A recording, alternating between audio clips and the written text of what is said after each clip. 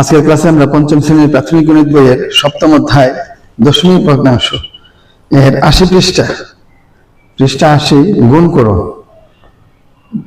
করো থেকে আলোচনা করবো। ২ নম্বর প্রশ্ন, এখানে ৬টা গুণ আছে এবং একটা বাস্তব সমস্যা আছে। বাস্তব সমস্যাটা আমরা চলে দেখবো। ১ নম্বর অঙ্ক হচ্ছে ৩০কে ১.২ দ্বারা গুণ। তো আমরা এটা করার জন্য এখানে চলে আসলাম। ৩০ গুণ ১.২, এটাকে আমরা এর আগের পৃষ্ঠায় রেজা এবং মিনার ধারণা অনুসারে দুইটা ধারণা ছিল, আমরা মিনার ধারণা অনুসারে এটা করতে চাই। ১.২ হলো ১.২ এর দশমিক টোট হলে কত ১২ হয়, আবার 10 দিয়ে ভাগ করলে ১.২ হয়। ১.২ হলো ১২ এর 10 ভাগের 1 অংশ, কারণ ১২কে 10 দিয়ে ভাগ করলে ১.২ হয়। ১.২ হলো ১২ এর 10 ভাগের 1 অংশ। সুতরাং ৩০ গুণ ১.২ সমান ৩০কে ১২ দিয়ে ভাগ করে, তারপরে ৩০কে ১২ দিয়ে গুণ করে 10 দিয়ে ভাগ করলে হয়ে যাবে। ৩০ গুণ ১২ দুটো গুণফল আমরা বের করবো, তারপর তাকে 10 দিয়ে ভাগ করে দেবো।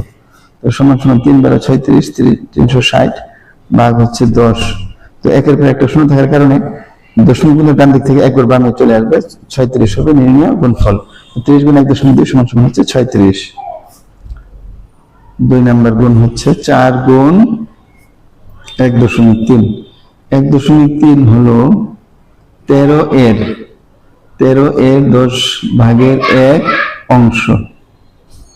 সুতরাং ৪ গুণ ১.৩ সমান ৪ গুণ ১৩ ভাগ হলো 10 সমান ৪ × ৩ = ৩৯, ৪ × ৫২, ৩ × ১২ 1, ৪ × ৪ = ৫ ভাগ হলো ১০।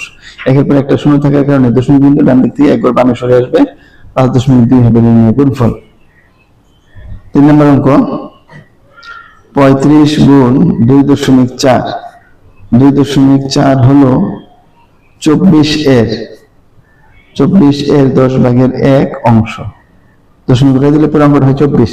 ২৪কে আবার 10 দিয়ে ভাগ করলে ২.৪ হয়। ২.৪ হলে 24 এর 10 ভাগের 1 অংশ। সুতরাং ৩৫ গুণ ২.৪ সমান হলো ৩৫ গুণ ২৪ দিয়ে গুণ করে এটার 10 ভাগের 1 অংশ, মানে ভাগ 10। এখন আমরা 35কে যদি 24 দিয়ে গুণ করতে চাই, 35কে 24 দিয়ে আমরা গুণ করি, তাহলে ৪ × ৫ = ০ হাতে আছে ২, ৩ × ৪ = ১২ আর ২ = ১৪, ৫ × ১০ = ০ হাতে আছে ১, ৩ × ৬ = ৭, ০, ৪, ৭ × ৮, ৮৪০ হয়। তাহলে আমরা এখানে ৮৪০ বসাই দিলাম, ভাগ হলো ১০। একের পর একটা শূন্য আছে, দশমিক বিন্দু একবার বাম দিকে চলে আসবে, ৮৪ হচ্ছে নির্ণয় গুণফল। এখানে ভাগফল ৮৪, মানে ৩৫ গুণ ২.৪ এর গুণফল হচ্ছে ৮৪। ৪ নম্বর অঙ্ক ৫০ গুণ ০.৭। ০.৭ হলো ৭ এর 10 ভাগের 1 অংশ। সুতরাং ৫০ গুণ ০.৭ সমান হলো ৫০ গুণ ৭ ভাগ 10। ৫ × ৩৫, ৩৫০ ভাগ হলো 10।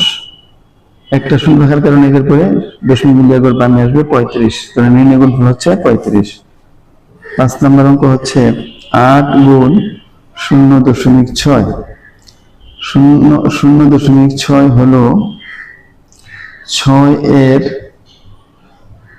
10 ভাগের 1 অংশ। সুতরাং ৮ গুণ ০.৬ সমান হলো ৮ গুণ ৬ ভাগ ১০। ৮কে ৬ দ্বারা ভাগ করবো এবং বাকিগুলো 10 দ্বারা ভাগ করে দেবো। ৬ × ৮ = ৪০ ভাগ হলো ১০ সমান হলো ৪.৮। ৬ নাম্বার ২৫ গুণ ০.৪। ০.৪ হলো ৪ এর 10 ভাগের 1 অংশ। সুতরাং ২৫ গুণ ০.৪ সমান হলো ২৫ গুণ ৪ ভাগ হলো 10। ৪ × ২৫ = ১০০ ভাগ 10 সমান 10। নির্ণয় গুণফল হচ্ছে 10। এই ৬টা অঙ্ক শেষ হলো। এখন আমরা এই সমস্যাটা সমাধান করব। ১ মিটার লোহার দণ্ডের ওজন হচ্ছে ২.৩ কেজি। দণ্ডটির দৈর্ঘ্য ১.৪ মিটার হলে এর ওজন কত? গাণিতিক বাক্য দেওয়া আছে যে প্রতি মিটার এর ওজন, অর্থাৎ প্রতি মিটার ওজন ২.৩। এটাকে যদি দণ্ডটির মোট দৈর্ঘ্য দিয়ে গুণ করা হয়, দণ্ডটির মোট দৈর্ঘ্য ১.৪, প্রতি মিটার ওজন গুণ দৈর্ঘ্য সমান হবে সম্পূর্ণ লোহার দণ্ডটির ওজন। তাহলে ২.৩ গুণ ১.৪ হবে সম্পূর্ণ লোহার দণ্ডটির ওজন। এখন এটাকে দৈর্ঘ্যটাকে সংখ্যা রেখায় প্রকাশ করা হয়েছে। তো দৈর্ঘ্য হলো 0 থেকে 1, এই পর্যন্ত হলো 1 মিটার। 1 থেকে 2 এই দৈর্ঘ্যটাকে সমান 10 ভাগে ভাগ করে 4 ভাগ নেওয়া হয়েছে। তো 10 ভাগে ভাগ করে 4 ভাগ নিলে এই জায়গাটা হলো 0.4।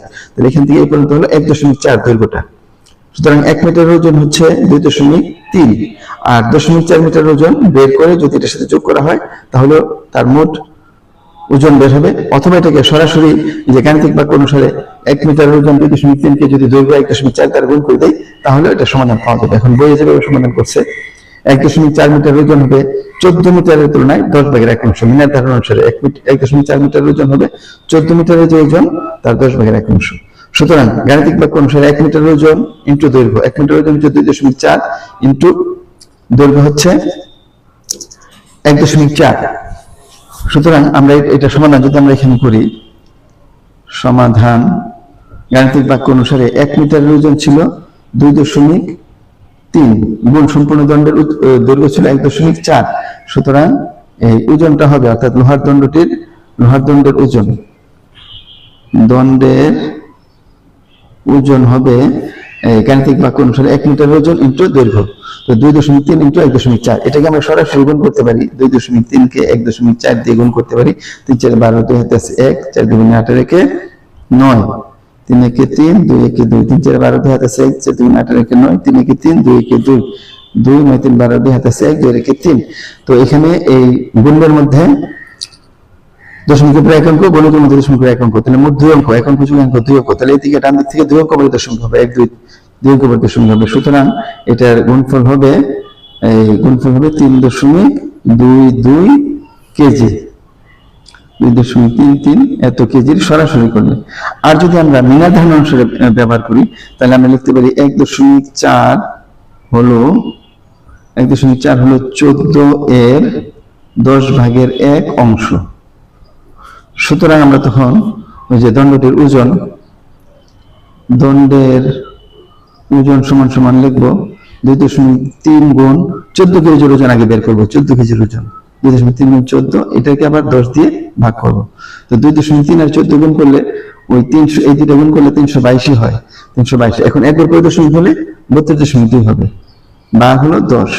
সুতরাং এটাকে আবার 10 দিয়ে ভাগ করলে দশমিক আর হয়, বাম দিকে আসবে 3.22 কেজি। একই রেজাল্ট আসতেছে মিনার ধারণা অনুসারে করলে বা স্বাভাবিকভাবে করলে। এখন বইয়ে ঠিক এইভাবেই করেছে, 23 এবং 14 প্রথম গুণ করা হয়েছে, দশমিক বিন্দু উঠিয়ে দুইটাকে গুণ করেছে, 322 আসছে।